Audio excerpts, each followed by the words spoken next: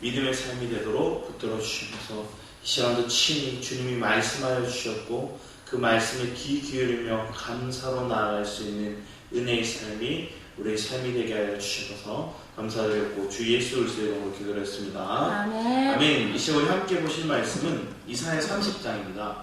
이사야 30장 저희들 1절부터 우리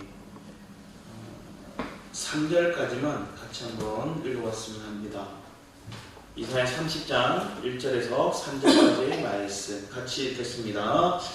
이사야 30장 1절에서 3절입니다. 같이 읽겠습니다. 시작. 여호와께서 이르시되 패역한 자식들은 화 있을진저 그들이 대교를 베푸나 나로 말미암지 아니하며 맹약을 맺으나 나의 영으로 말미암지 아니하고 죄의 죄를 더하도다. 그들이 바로의 세력 안에서 스스로 강하려 하며 애굽의 근근을 피하려 하여 애굽으로 내려갔으되 나의 입에 묻지 아니하였도다. 그러므로 바로의 세력이 너희의 수치가 되며 애굽의 근근을 피함이 너희의 수욕이 될 것이다. 하나님 계속해서 반복해서 얘기하는 것들이 있습니다. 너희들이 왜 나를 의지하지 않느냐? 왜 내게 묻지 않느냐? 그리고 너희들이 왜 다른 애굽, 아수르 그런 큰 나라들을 의지하는 하나님이 반복해서 이사야 선지자를 통해서 계속 말씀하고 있는데 특히나 오늘 30장 시작에 이렇게 시작해요. 여호와께서 이르시되 주님이 직접 말씀하시는 거예요. 너희들은 패역한 자식이라 이렇게. 패역한 자식이 왜 패역한 자식일까요? 부모의 가치를 모르고 부모를 모른다 그러고 부모를 거역한 자녀가 패역한 자식이죠. 오늘날에도 참 많은 것 같아요. 부모의 마음을 헤아리지 못하는. 근데 헤아리는 것뿐만 아니라 뭐 부모도 그걸 헤아려 달라는 게 아니죠.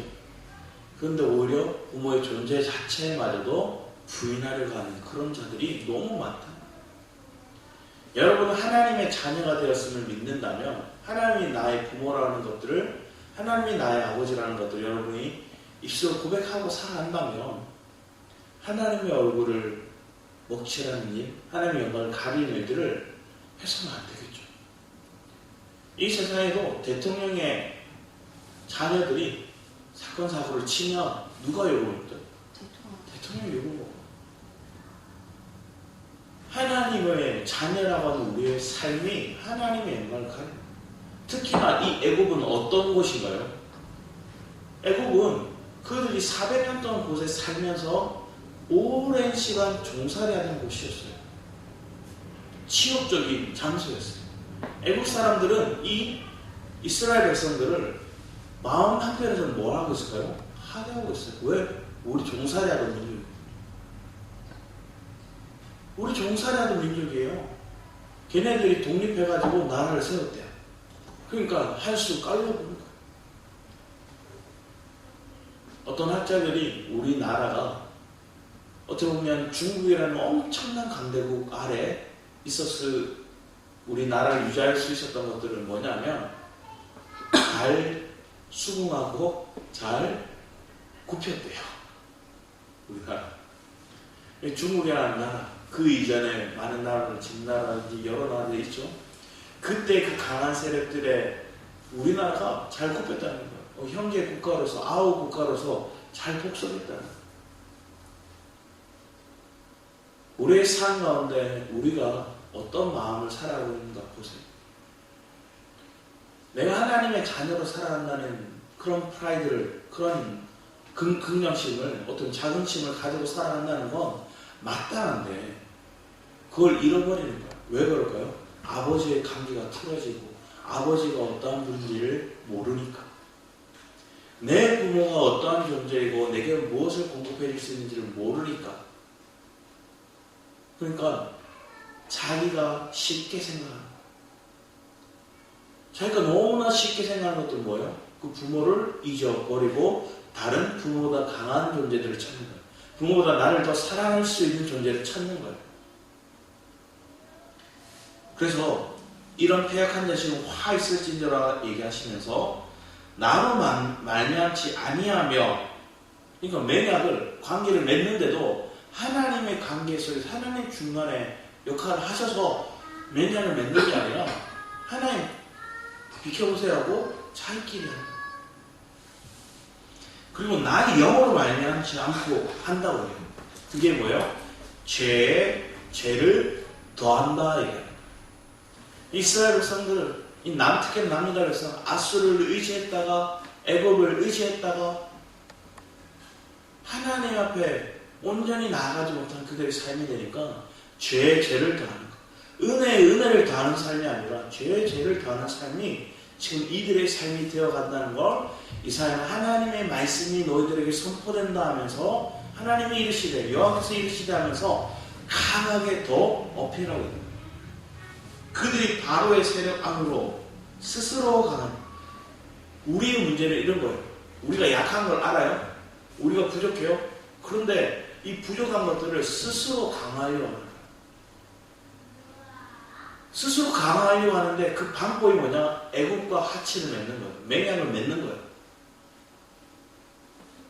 그런데 그런 삶이 우리들에게 더 비극을 불러오는 거예요. 스스로 강하려 하는 자 얼마나 많나요? 교회도 그래요.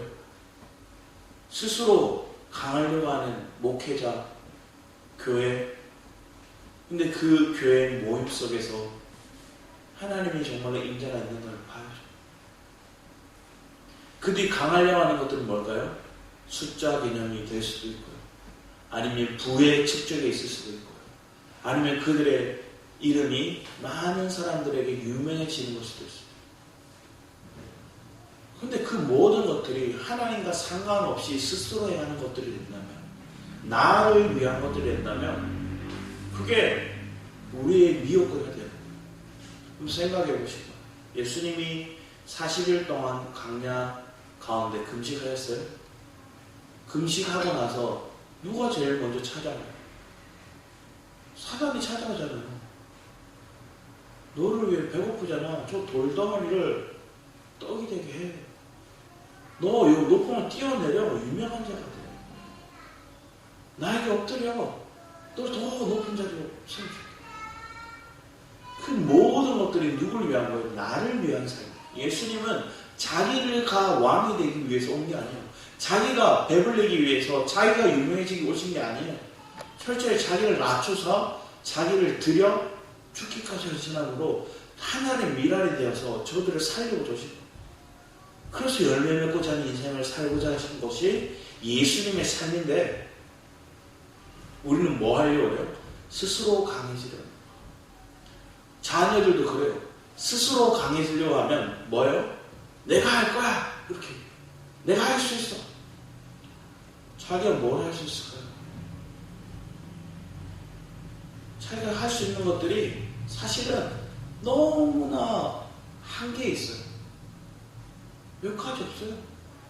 근데 그 몇 가지를 한다고 우리는 스스로 교만해지거나 아니면 누군가의 도움을 받으면 뭘 할 수 있다는 생각이 착각 속에 빠지는 거예요.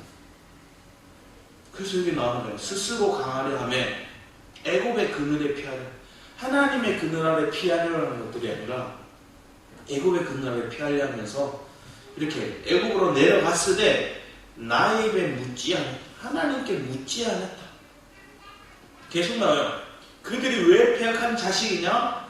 그들은 하나님과 관계 속에서 하나님이 연결해 주시는 관계를 살려 하지 않아서 죄를 더할 거예요. 그리고 그들은 스스로 강하게 될 거예요. 또 그들은 하나님의 입에 어떤 말을 듣고자 하는지, 하나님의 생각이 어떤 마음을 가렸는지 하나님께 묻지 않았어요. 말을 기도하지 않았다. 우리의 삶에도 그렇죠. 하나님께 기도하지 않고 묻지 않고 행하는 많은 일입니다. 그런데 하나님께서는 그 모든 것들 가정 속에서도 하나님이 오래 기다려주세요. 봐주세요. 자녀들 그렇잖아요. 자기가 멋대로 막 하는 거예요. 멋대로 하고 일을 다 저질러놔요. 일 저질러고 나니까 이제 와서 얘기하는 사고 쳤다. 그럼 그때 부모는 잠시 화가 날 수도 있고 기분이 언짢을 수도 있지만 결국 뭘 해줘요? 그 아이가 사고 친 것들을 먼저 수습해 줄 수 있도록 도와줘요.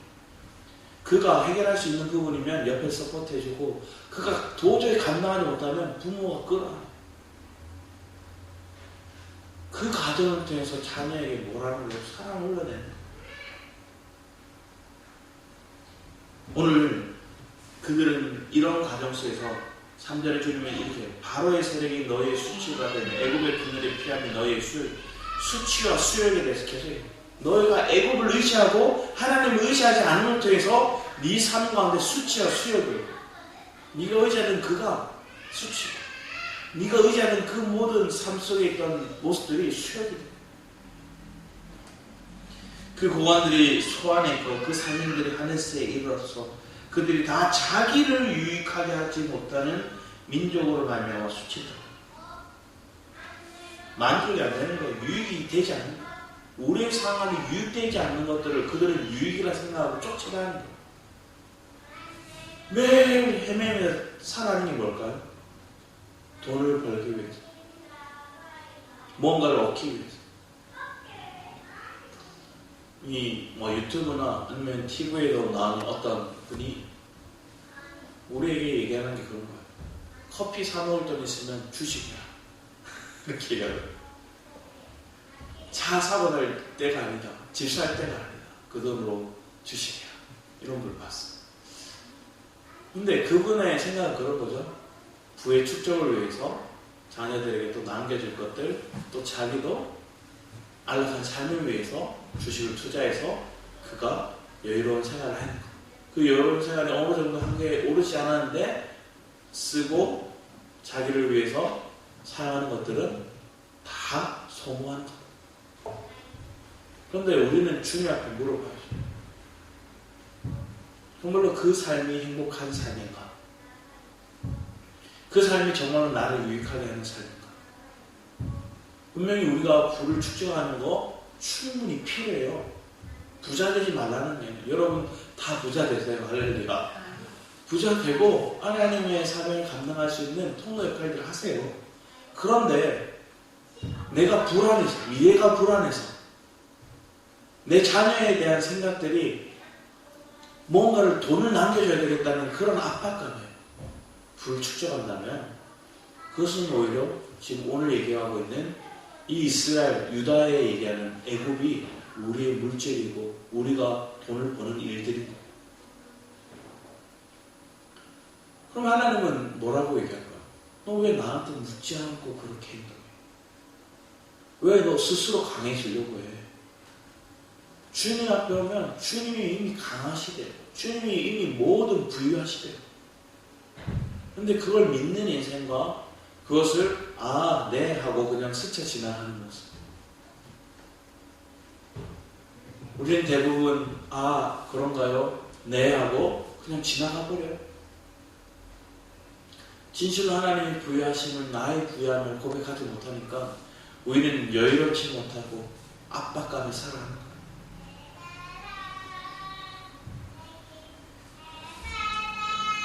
6절 말씀 보면 네겝 짐승들이라 얘기하는데 이 네겝이라는 뜻은 남방이에요. 남방 짐승, 이게 결국 애굽을 상징하는 것도일 수 있어요. 산인들이 그의 재물 어린 나귀 등에 심고 그들의 보물을 낙타 한 명에 얻고 쭉 얘기를 합니다. 결국은 공고한 땅을 지나 자기에게 무익한 민족에게로 갔으나 애굽의 도움은 헛되고 무익하니라. 그러므로 내가 애굽에 가만히 앉은 라합이라 일컬어버린다. 가만히 앉은 라합은 뭘 얘기하느냐? 이 라합을 욥기도 그렇고 또 여기서 얘기하는 것들은 애굽을 상징하는데 이 라합이라는 뜻은 자랑, 거만, 힘 이런 의미를 가지고 있어요. 그런데 애굽을 가만히 앉은 라합을 얘기하죠. 가만히 앉았다는 건 뭘까요? 거만한 모습으로 앉아있는 그런 태도의 애굽을 얘기합니다. 그런 애굽은 너희들에게 유익할 게 없다, 너희에게 도움이 되지 않는다, 그렇게 얘기하는 거예요. 팔짱 딱 끼고 다리 껴고 앉아서 우리를 훑어보면서 그렇게 우리를 판단만 할 뿐이지 우리에게 도움이 되는 존재가 되지 않는다. 우리가 돈을 쫓아가고 우리가 직장을 쫓아가고 우리의 삶 가운데 누군가 인맥을 쫓아가다 보면 그들은 지금 우리의 삶 가운데 뭘 할까요? 그냥 우리를 바라볼 때 무시하는 태도가 다반사예요. 요즘 청년들은 결혼하는 조건 속에서 뭐가 있을까요? 자기보다 나은 조건의 사람을 찾는다. 그런데 자기보다 나은 사람의 조건을 찾다 보니까 아무도 못 찾고 있을 뿐이고 왜? 자기보다 돈 잘 벌든지 집안 배경이 좋다든지 아니면 자기보다 더 많은 그런 외모라든지 이런 것들을 추구합니다. 자기의 결핍을 배우자에게 찾으려고 하는 것. 그런데 이거는 한편에서 보면 부부라는 존재가 생겨서부터 계속 있었던 일이었던 거예요. 근데 부부가 생기면서 스스로가 눈을 감는 시기가 있고 눈을 뜨는 시기가 있는데 이게 눈을 떠야 될 때는 우리가 눈을 감고 살아가고 있고 우리가 눈을 감아야 될 때는 눈을 떠버리니까 배우자에 대한 불만과 상처와 그리고 내 결핍에 내 부족을 채워주지 않는 존재로만 보는. 근데 하나님의 사랑 안에서 우리가 보면 관계가 다시 정립됩니다. 주님의 사랑의 정립 안에서 주님이 나를 채워주셨기 때문에 내가 저 사람의 부족을 내가 뭘 하고 싶어요? 채워주고 싶은 마음이 생깁니다. 하영아 조용히 해줘. 우리의 삶 가운데 하나님에 대한 내가 채움이 없으면 저 옆사람에게 흘러나갈 게 없어요. 왜? 내가 지금 숨쉬기도 바쁘거든요.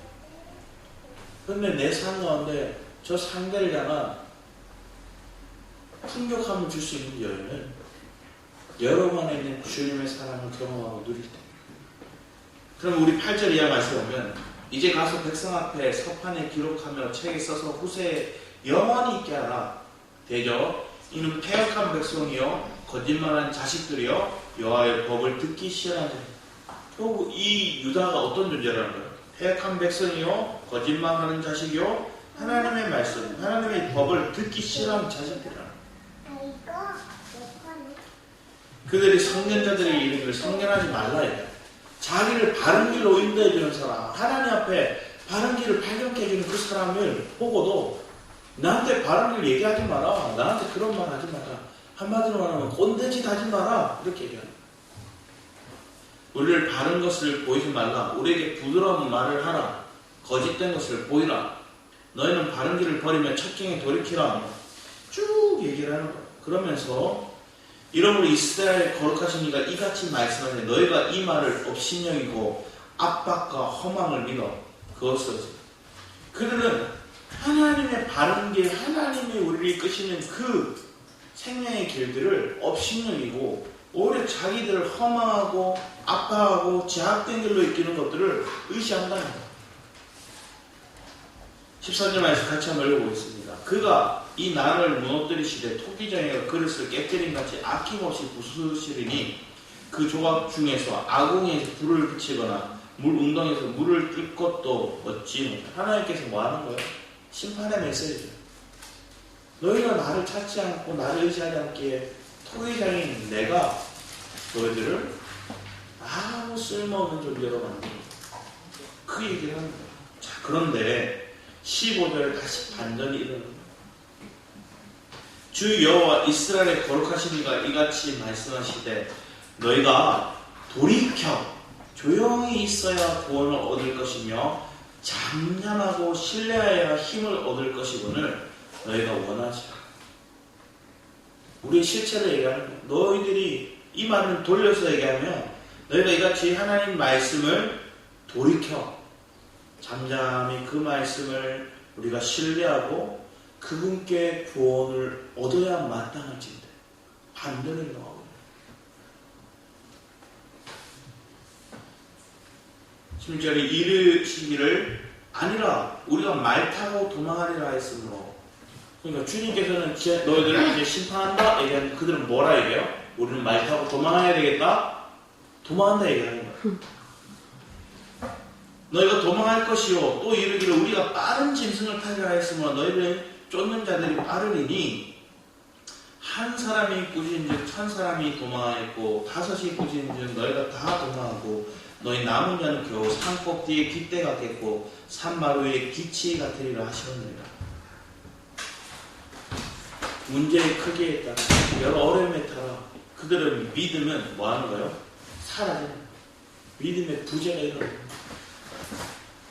여러분 지금 하나님께서 이렇게 간섭하고 여러분들을 밀가부르듯이 여러분 다루시지 않는데 그 정도까지 하나님께 우리를 몰아치시지 지금 않으시는 것 같은데 왜 우리는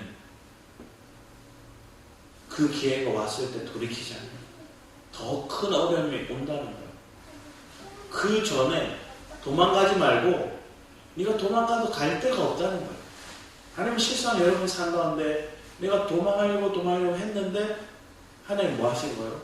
사방팔방을 다 막아놓고 계시니까 그 상황 속에서 주님만 바라볼 수밖에 없는 상황. 그런데 그게 우리에게 축복이 되는 관점으로 바뀌는 거예요. 그게 우리의 은혜의 관점으로 바뀌는 거예요. 그래서 18절 이하 말씀 오면 이제 얘기하는 그러나 여호와께서 기다리시는 첫 번째 주님이 얘기하십니다. 그러나 여호와가 너희를 기다린다. 뭘 기다리는 걸까요? 돌아오기를, 회복되기를, 다시 그들의 마음을 하나님께 의시함으로 하나님의 신뢰함으로 잠잠히 주님 앞에 나오기를 하나님 기다리신다. 이게 여러분의 축복이잖아요. 우리가 그런 축복을 받은 존재이잖아요. 이는 너에게 은혜를 베풀려 하시며 일어나시리니. 자, 하나님은 너에게 은혜를 베풀려 하시고 하나님이 일어나시리니 이는 뭐예요? 너희를 긍휼히 여기라 하십니다. 하나님이 은혜와 긍휼로 우리에게 다가오셔서 그 가장 큰 은혜와 긍휼은 뭘까요? 기다립니다. 기다려주신다.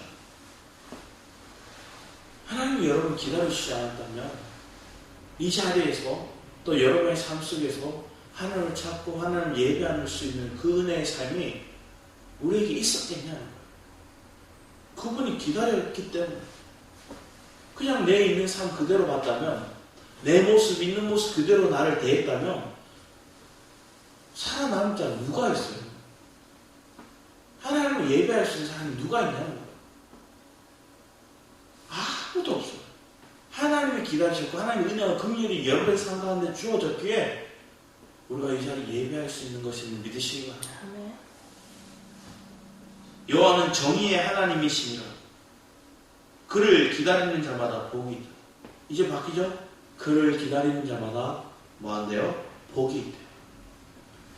주님은 공의의 하나님이시기 때문에 정의의 하나님이시기 때문에 그분을 기다리고 그분을 사모하고 그분을 찾는 자가 복이 있다는 회복의 역사를 이렇게 누리는 거죠. 시온에 거주하면 예루살렘에 거주하는 백성아 너는 다시 통과하지 아니할 것이라. 그가 내 부르짖는 소리로 말미암아 내게 은혜를 베푸시되 그가 들으실 때 내게 응답하시리라.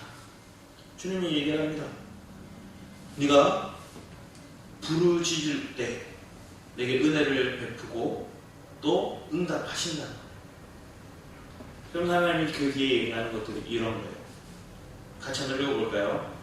우리 20절, 21절 같이 한번 읽어보겠습니다. 시작. 주께서 너에게 한란의 떡과 고생의 물을 주시나 내 스승은 다시 숨기지 아니하시리니 내 눈이 내 스승을 볼 것이며 너희가 오른쪽으로 치우치든지 왼쪽으로 치우치든지 내 뒤에서 말소리가 내게 들려 이르기를 이것이 바른 길이니 너희는 이리로 가라 할 것이며 앞에는 바른 길을 얘기하는 선생자의 말을 업신여겼대요.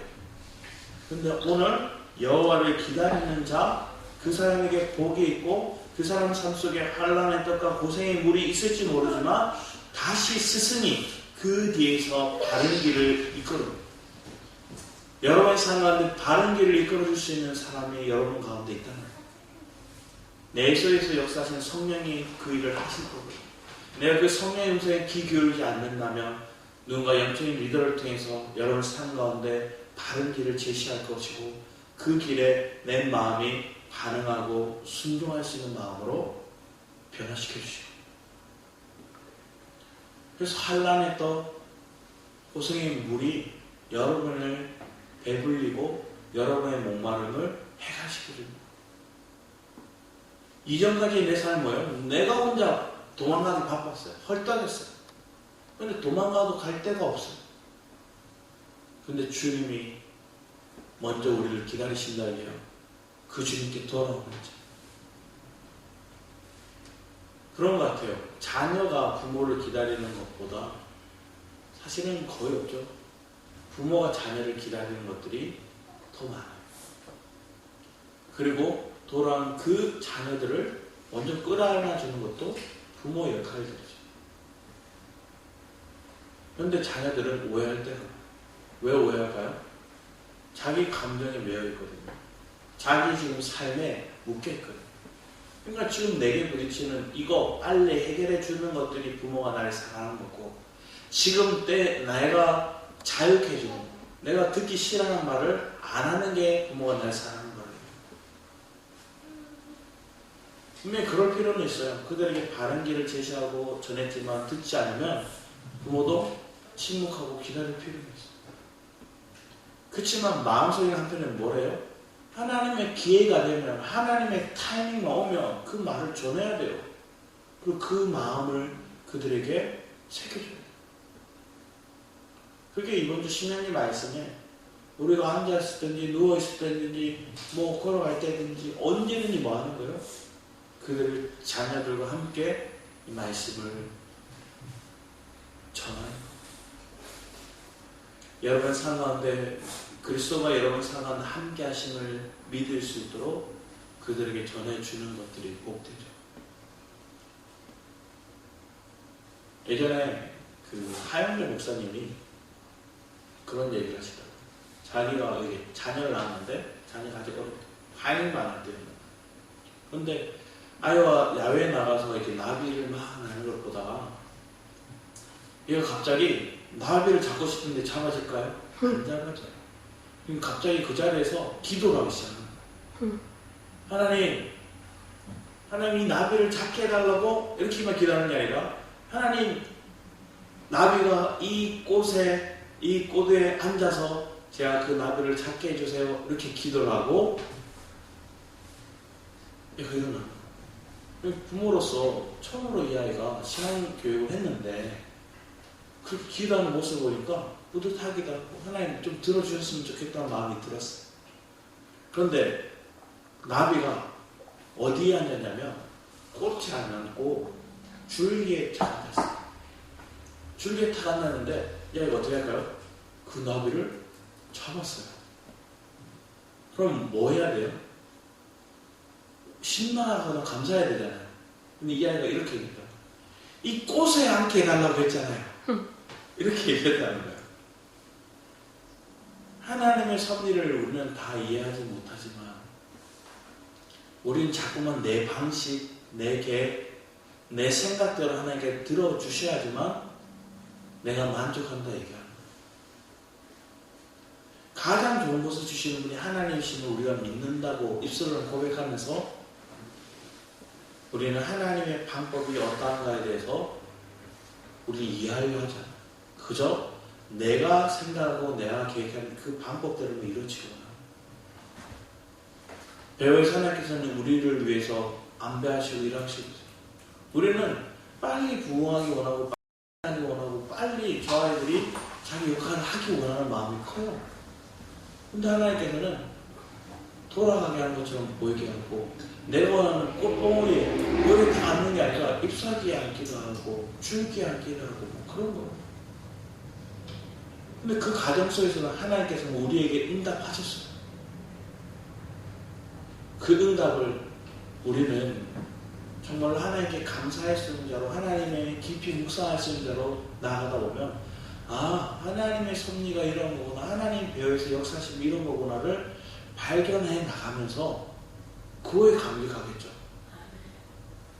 그런데 대부분은 내가 말하고 내가 계획한 것들에 그거에는 초점이 꽂혀 있어서 마음을 모으는 거예요. 한 남편이 아내에게 선물을 줬어요. 선물을 주는 데 있어서 남편은 오래 고심하고 고심해서 선물을 줬어요. 그랬더니 아내가 뭐라고 얘기했을까요? 뭐 이딴 걸 사왔어. 그렇게 해요. 그러면 뭘 한 걸까요? 그 남편의 마음을 못 읽은 거예요. 또 반대의 상황도 있어요.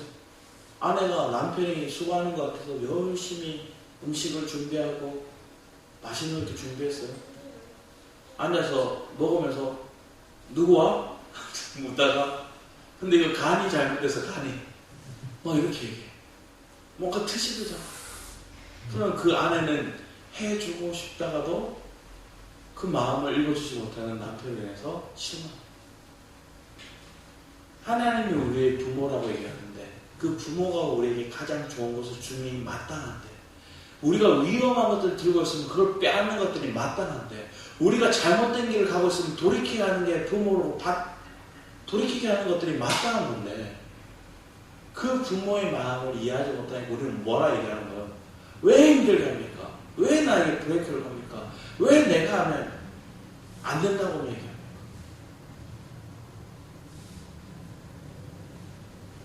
우리의 삶 가운데 하나님이 여러분에 주시고자 하는 것들을 우리가 먼저 묻는 자들이 됐어. 하나님 뭘 주기 원하십니까? 우리 사무엘상 23장 한번 말씀해볼까요? 사무엘상 23장 2절부터 한번 봤습니다. 사무엘상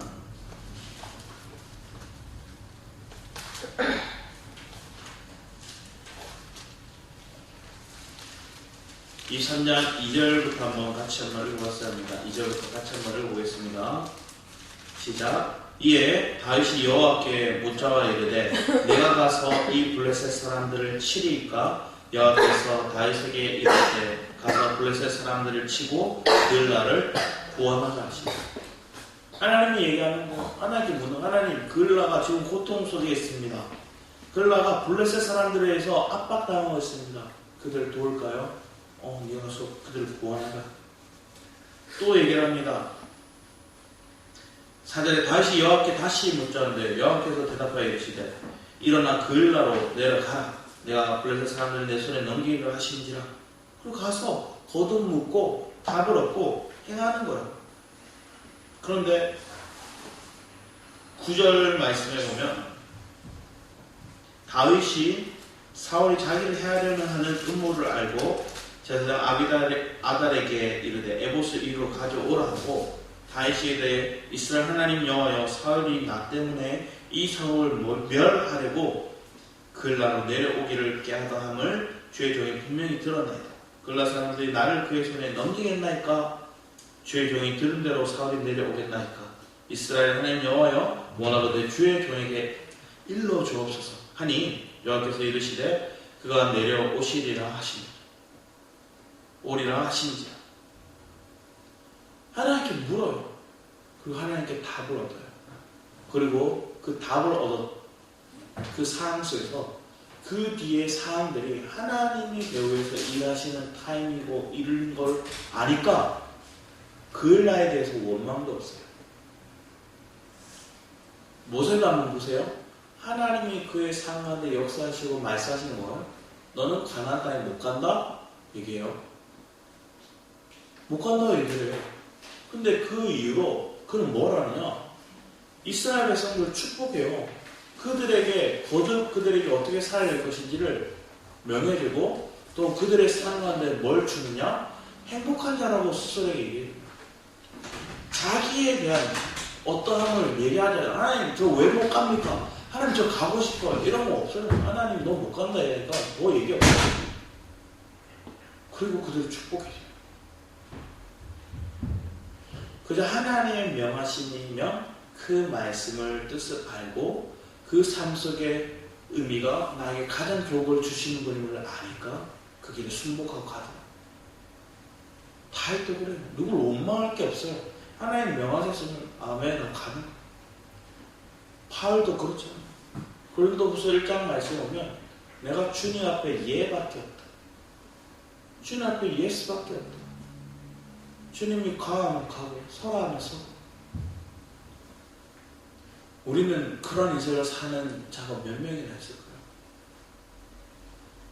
저도 여러분들 그런 인생을 살기를 축복합니다. 그런 자는 누군가에 대해서 원망할 거리가 없어요. 그리고 자기 인생에 뭔가 좌절감이나 또 자존감이 낮아지거나 자기에게 하나님 말씀하신 것들 때문에 자기가 뭔가를 더 이루려고 스스로 뭔가를 업적을 쌓거나 살려고 하지 않아요. 주신 분량만큼, 주신 은혜만큼 감사하는 거죠. 감사했다는 증거가 뭘까요? 그대로 순종하더라. 받아들이고 감사할 수 있는 인생, 받아들이고 주님과 함께 걸어갈 수 있는 인생이 저와 여러분의 삶을 축복합니다. 그런데 여기 보면 7절 말씀을 보면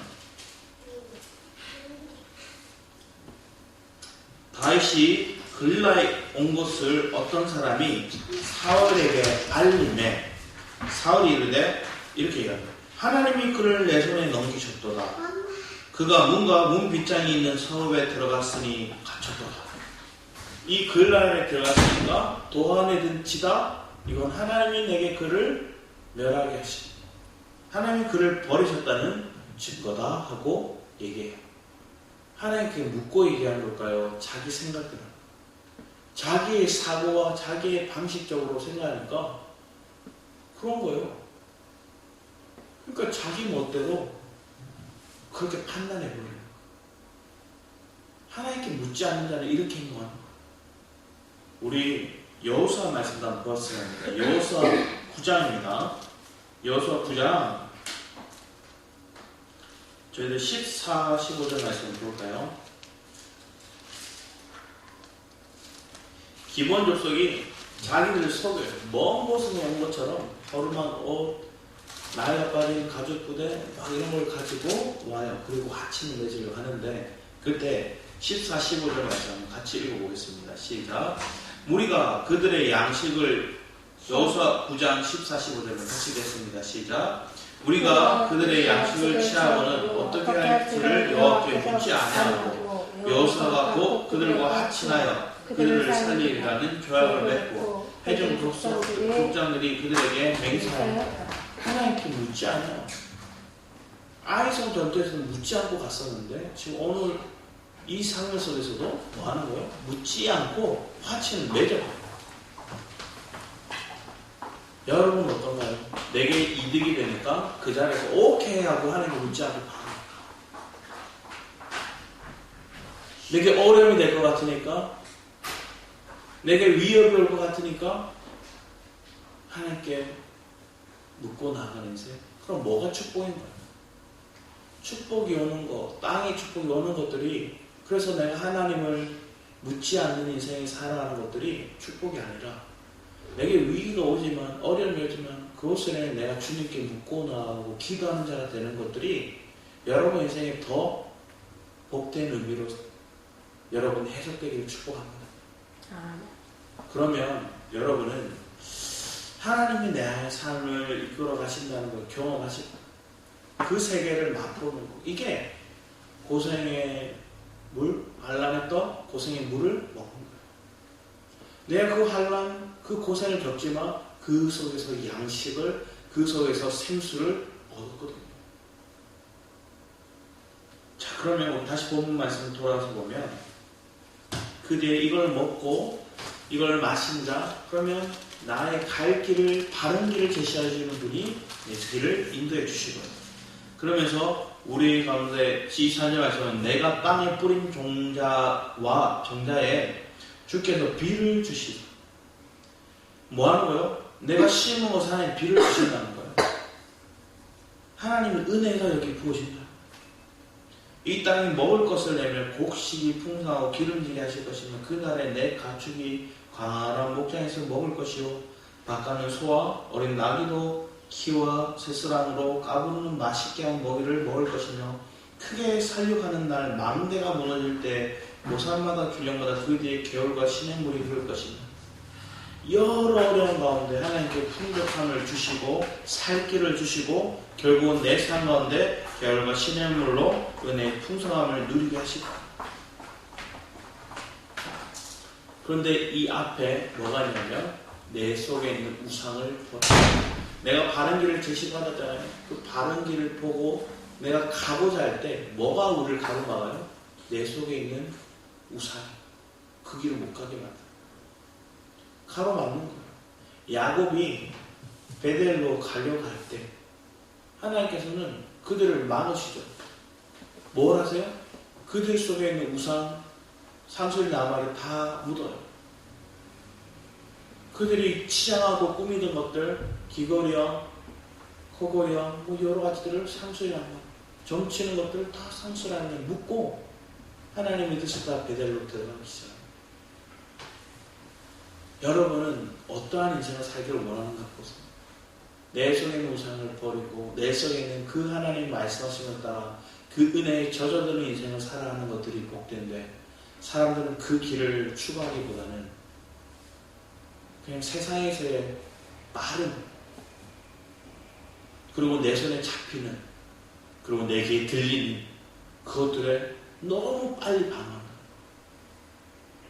요즘 시대는 더 빨라요. 너무 정보가 빠르니까 빨리빨리 지나.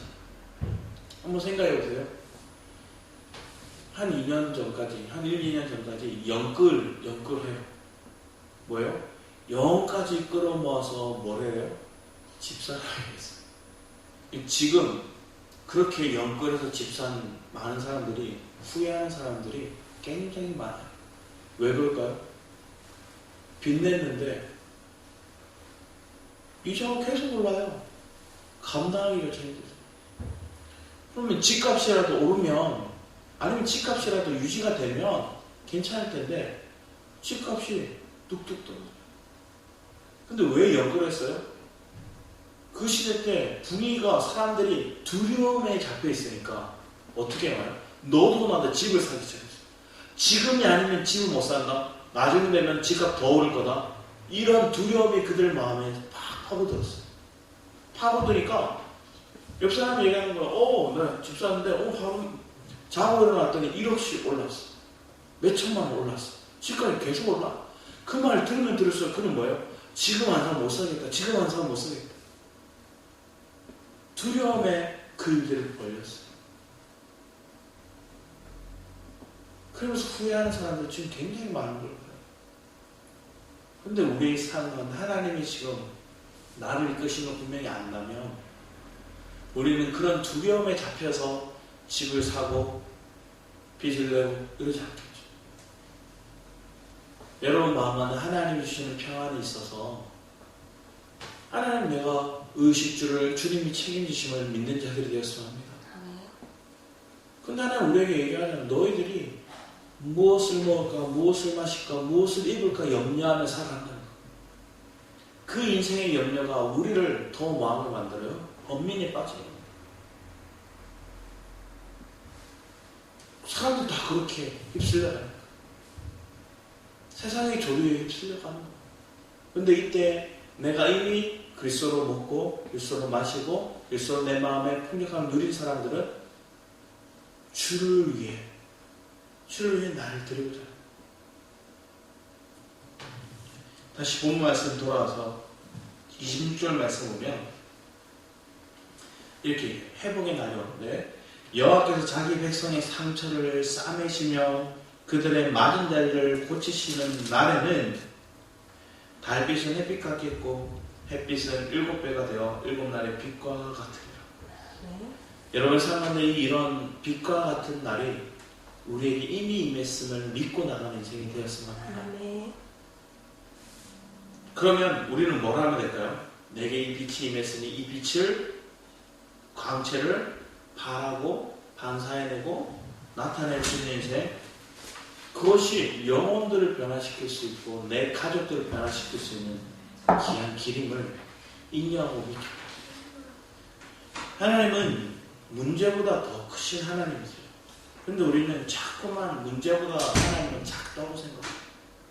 그래서 그 문제를 해결할 수 있는 다른 길, 의지의 대상을 찾아요. 여러분 먼저 하나님께 묻기 원합니다. 여러분이 해결할 수 없는 어려움이 부딪혔을 때 하나님께 묻는 자들이 되었어요. 그러면 하나님께 물을 때 하나님 여러분에게 길을 열어주시고 듣는 길을 열어주시고 그리고 그 길을 들었다고 해서 내가 살 수가 없기에 하나님 그걸 살아낼 수 있는 능력과 그것을 순종할 수 있는 믿음을 여러분이 더해달라고. 더 여러분 믿고 의지하고 기도하는 인생이 저 여러분의 삶이 될 줄. 그러면 우리가 빛을 안 발할 수가 없어요. 빛을 드러내는 인생, 그 인생이 축복된 우리 엘베레 성도들의 삶이 되기를 축복합니다. 기도하도록 하겠습니다. 아버지 하나님, 우리의 삶 가운데 스스로 강해지려 하고 거짓말하고 폐역하고 하나님의 말씀 듣기 싫어하는 그런 인생이 아니라 그런 삶에는 수치와 결국은 수욕이 가득할 뿐입니다. 하나님, 우리의 죄가 무엇입니까? 가장 큰 죄는 하나님께 묻지 않는 것입니다. 하나님께 묻고 하나님이 가장 좋은 길을 열어주심을 우리가 신뢰하며 나아가는 믿음의 삶이 우리 엘베레 성도들의 삶, 함께 예배드리는 모든 성도들의 삶이 되도록 추천하여 주셔서 감사드렸고 주 예수 그리스도의 이름으로 기도드렸습니다. 아멘. 이 시간 나의 영혼이 잠잠히 잠잠하시면서 준비하신 여러분을 기다려드리겠습니다.